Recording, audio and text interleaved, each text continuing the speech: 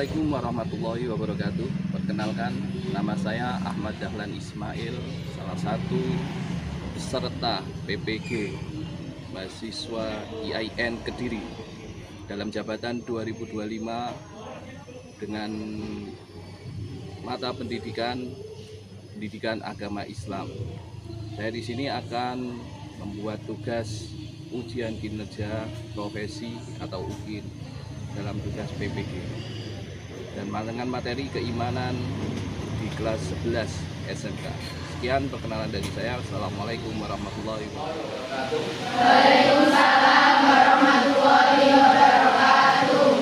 Sebelum pelajaran kita mulai, mari kita berdoa dulu. Semoga pelajaran di pagi ini dan setelah ini kita diberi kemudahan dalam hal mencari ilmu, sehingga ilmu kita bisa bermanfaat, bisa berguna dan menjadi amal jariah bagi kita dan bisa kita amalkan di masyarakat dalam kehidupan.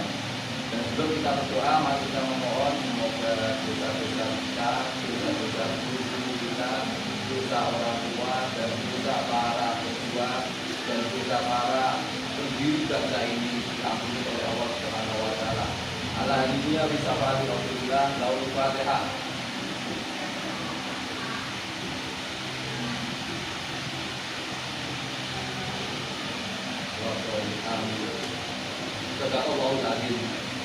Sebelum kita awali pelajaran kali ini, mari kita baca surat pendek, yaitu surat As-Sabtu. Sama-sama. Yuk.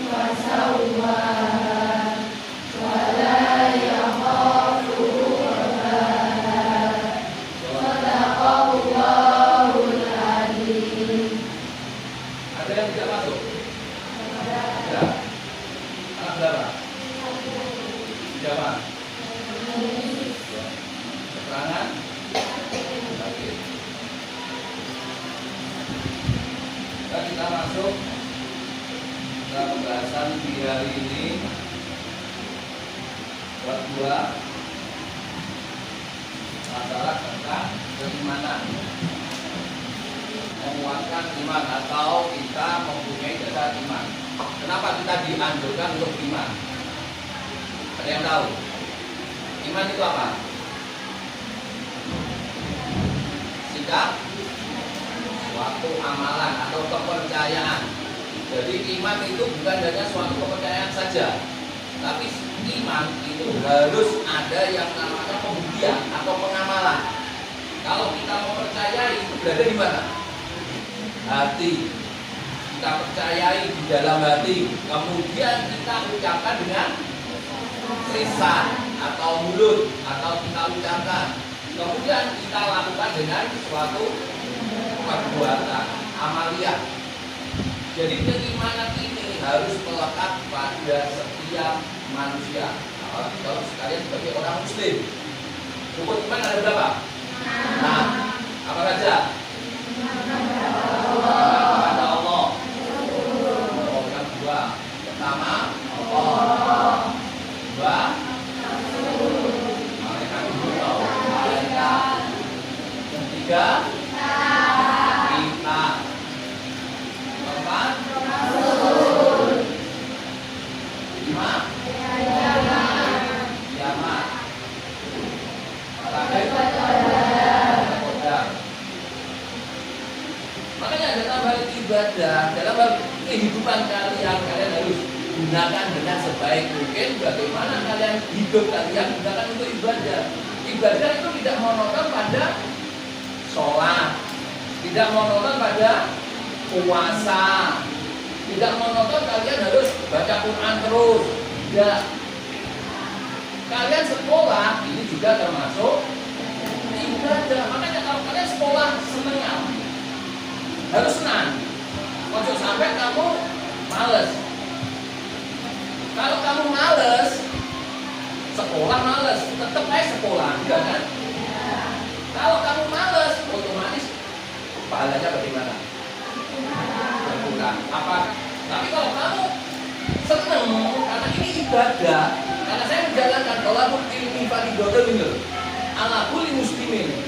Jadi menuntut ilmu hukumnya wajib bagi seorang muslim laki-laki maupun perempuan. Dan kalian menjalankan suatu kewajiban, baru budal, berangkat, serok, seneng, itu sudah dapat apa? Pahala. Untuk mengetahui iman seseorang itu banyak. Jadi bisa kita ketahui dari apa? Menjaga kehormatan, kemudian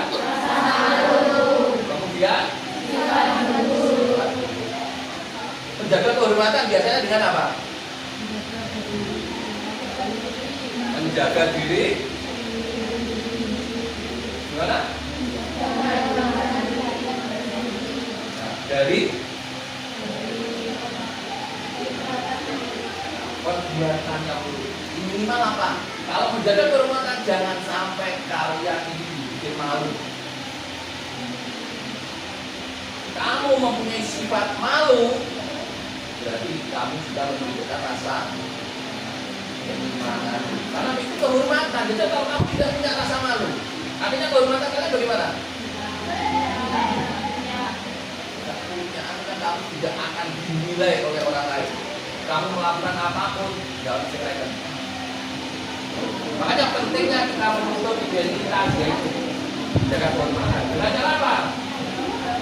Dalam bahasa Arab dinamakan apa? Muruah itu apa? Proses, ya kan? Jadi prosesnya atau tingkah laku ini akan menghasilkan suatu kehormatan. Tingkah laku bagaimana? Nah, ulama ini bisa juga disebut dengan ifah. Apa ifah? Mencegah sesuatu yang tidak ada manfaatnya. Makanya ini langkah-langkahnya. Kemudian apa? Dalam surat Al-Ahzab ayat 35.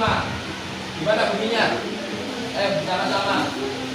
Bismillahirrahmanirrahim. Innal muslimina wal muslimati wal mu'minina wal mu'minati wal qanitati was sadiqina was sadiqati was sabirina was sabirati wal qanitati wal mutasaddiqina wal mutasaddiqina wasabirina.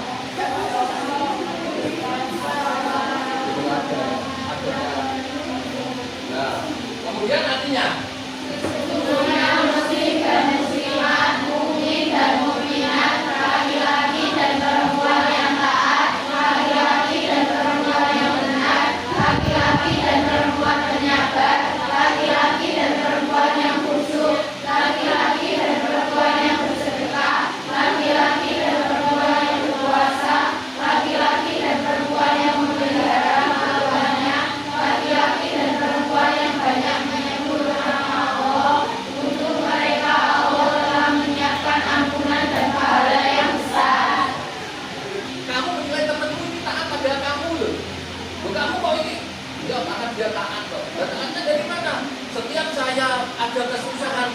saya minta bantu,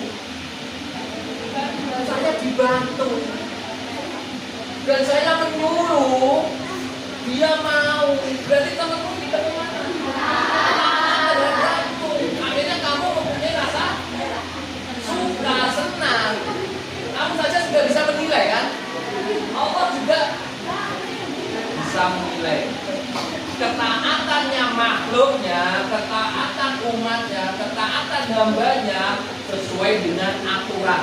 Makanya sama dengan manusia. Manusia ini semua mulia enggak? Mulia kan di mata Allah. Tapi kenapa Allah kok menciptakan yang namanya surga dan neraka? Kenapa? Nah, mana manusia yang taat? Kalau taat ditempatkan di mana? Kalau tidak taat, ya makanya ini laki-laki perempuan yang benar. Benar itu bukan hanya di mata manusia saja, tetapi juga di mata Allah. Dan laki-laki dan perempuan penyabar. Kemudian apa? Laki-laki dan perempuan yang khusyuk. Laki perempuan yang bersedekah, laki-laki perempuan yang berpuasa, perempuan yang memelihara kemaluannya, laki-laki perempuan yang banyak menyebut nama Allah. Menyebut nama Allah. Kalau kamu senang, alhamdulillah. Kalau kalian susah, dianjurkan itu terus. Kalau kamu dalam musibah, ini harus kamu refleks, harus menjadi refleks. Kalau bisa menjalankan ini, otomatis Allah akan selalu mengampuni dan Allah selalu membalas. Pembalasnya apakah di akhirat? Tidak, di dunia juga akan dibalas. Balasnya di dunia apa? Kamu akan diberi yang namanya kemudahan. Kemudian, nah, macam-macam kita menjaga kehormatan. Ada berapa? Terhadap Allah, terhadap diri sendiri, terhadap semua makhluk. Jadi kita menjaga kehormatan itu harus ada. Terhadap Allah itu bagaimana? Bagaimana kita menjaga kehormatan?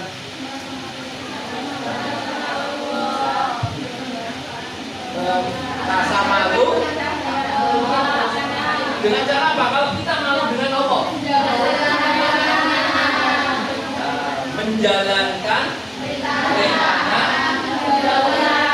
itu namanya apa? Taat. Tiga di jalan itu ngapain?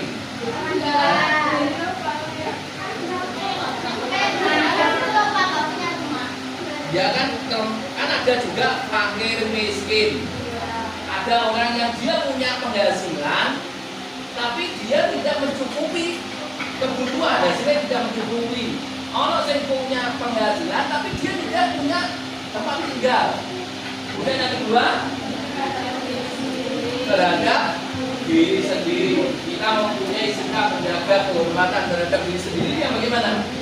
Ya kan? Menjaga kehormatanmu atau auratmu. Iman bisa diketahui dengan rasa ikhlas. Ikhlas itu apa? Cara bahasa.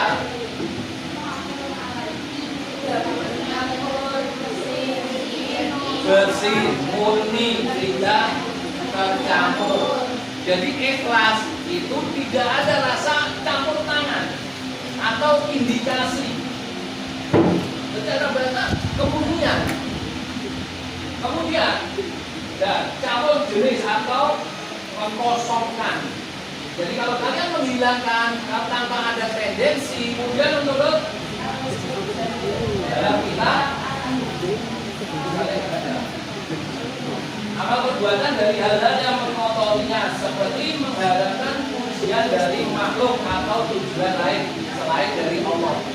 Jadi mengharap pujian itu juga menandakan dia tidak ikhlas. Makanya mudah dalam hal menjalankan sebuah amalan. Ya, seperti dalam surat Al-Zumar ayat 2. Baca.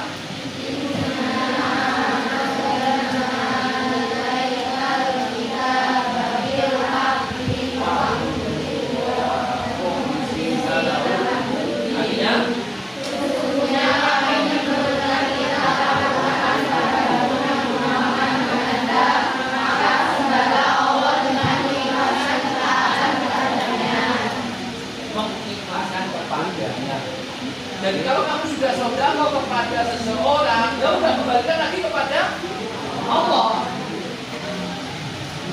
Tingkatkan keikhlasan. Ada berapa? Pertama, umum atau orang awam. Yang kedua,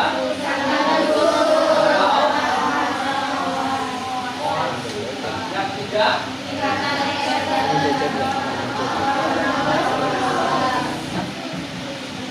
khusus atau awam. Yang ketiga, atau tawasul, itu yang dia tidak ada tendensi apapun. Yang penting apa? Yang dia lakukan karena semata-mata oleh Allah. Nah, ciri-ciri ikhlas.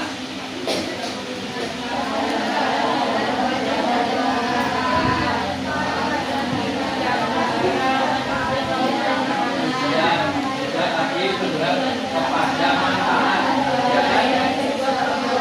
Tidak pengen dia melihat itu. Ada seperti itu, berarti dia belum mempunyai sifat. Dan cirinya yaitu malu. Malu itu apa? Menurut Imam Nawawi menjelaskan bahwa sifat malu bisa merupakan dan seseorang yang tidak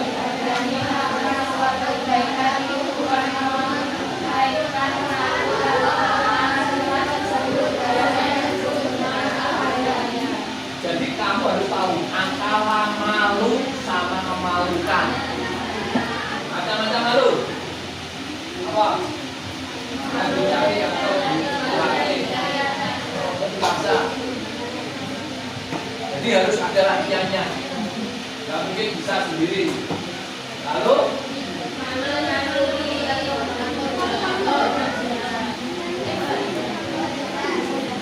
hadis tentang malu.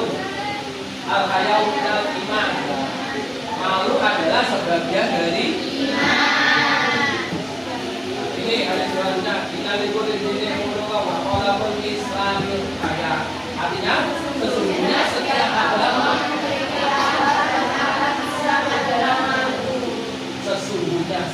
agama memiliki akhlak. Yang zuhud secara bahasa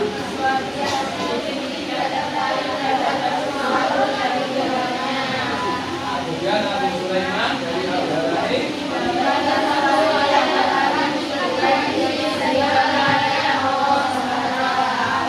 dan Abu Sa'id bin Al-Abrad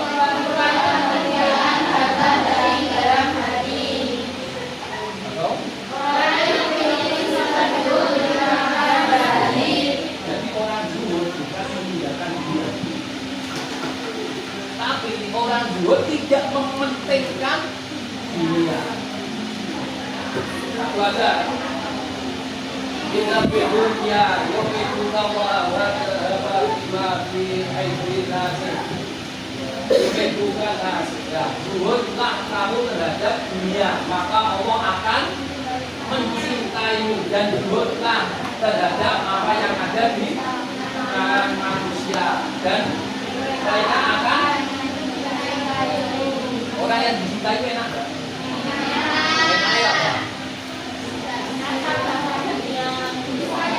Peduli kan? Apa punya peduli?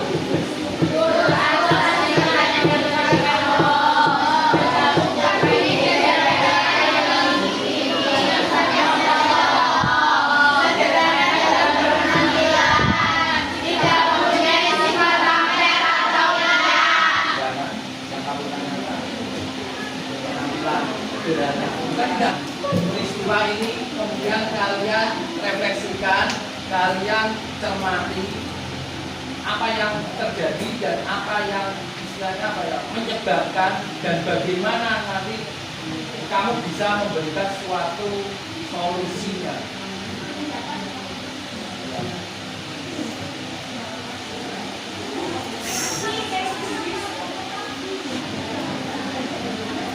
Nah,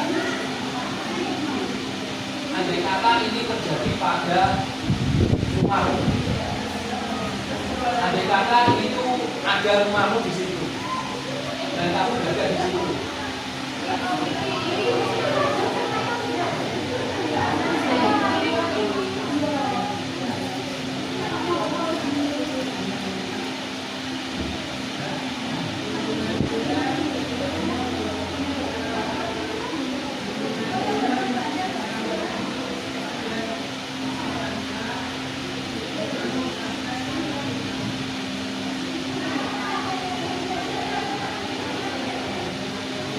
Kenapa?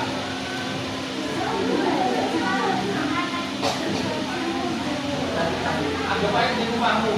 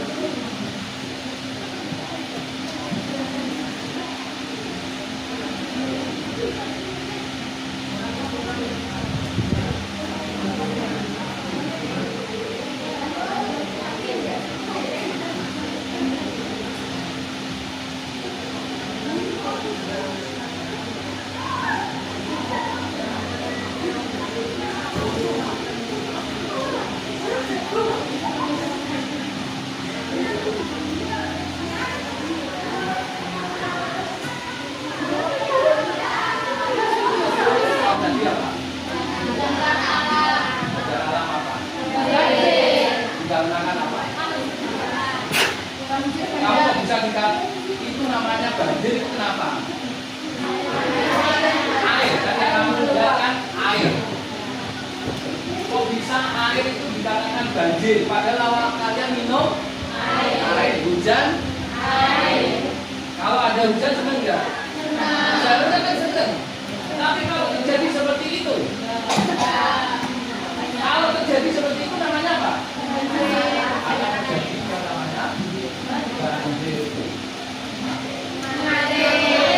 Mengalir. Kalau mengalir, yang menjadi korban yang mana? Bawah. Seharusnya air itu meresap. Akhirnya kadang dia tidak membawa pakaian, akhirnya karena dia pengen selamat. Makanya kita harus dilatih yang namanya zuhud. Makanya sebelum ada bencana, kita latihan zuhud dulu. Jangan hidup ini kita pentingkan dunia. Memang dunia itu penting, tapi tidak memprioritaskan. Paham dari situ? Semoga apa yang kita pelajari memberikan ilmu dan kita dan menjadi manfaat. Untuk pertemuan kali ini saya akhiri. Wassalamualaikum warahmatullahi wabarakatuh. Assalamualaikum warahmatullahi wabarakatuh. Inilah salah satu bentuk simulasi dalam hal menunjukkan rasa ikhlas kita, yaitu dengan cara yang ada di lingkungan. Dengan cara kita menanam sebuah pohon yang ini mempunyai banyak fungsi, apalagi ini pohonnya berupa jambu, sehingga manfaatnya bukan hanya cuma dari pohonnya saja, melainkan juga dari hasilnya, juga nanti akarnya bisa menanggulangi yang namanya dampak banjir atau namanya abrasi atau pengikisan di dalam tanah. Sehingga apa yang kita lakukan dalam hal penanaman ini, kita tidak mempunyai harapan apapun, tapi kita bisa menghasilkan apapun. Bukan hanya yang senang cuma manusia, tapi binatang juga bisa menikmati hasilnya dari buahnya, dan juga manusia juga bisa menikmati buahnya, dan juga manusia bisa mengurangi dari bencana-bencana banjir yang dihasilkan dari hujan atau apa, sehingga air ini bisa diresap dengan tanah, sehingga tanah itu bisa menjadikan tanah subur. Nah, ini adalah salah satu bentuk siswa-siswi yang akan memberikan atau menanam pohon secara langsung juga. Jadi manfaatnya bukan di saat ini saja, tapi keberlangsungan. Walaupun besok kita sudah istilahnya keluar dari sekolah sini, tapi kita masih bisa menjumpai oh ini loh hasil dari tanaman kita. Sehingga inilah menjadi jariah yang kita miliki.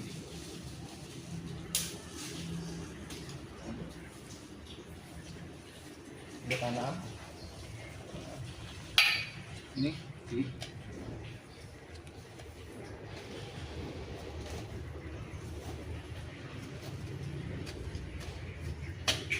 di air. Itu ono bantok ya.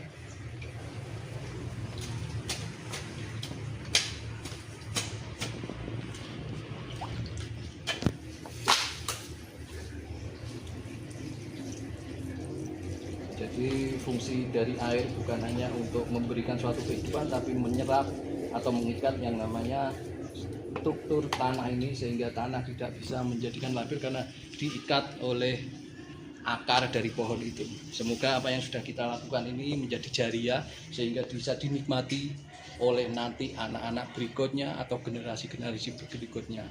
Untuk sekian dari saya, Assalamualaikum warahmatullahi wabarakatuh.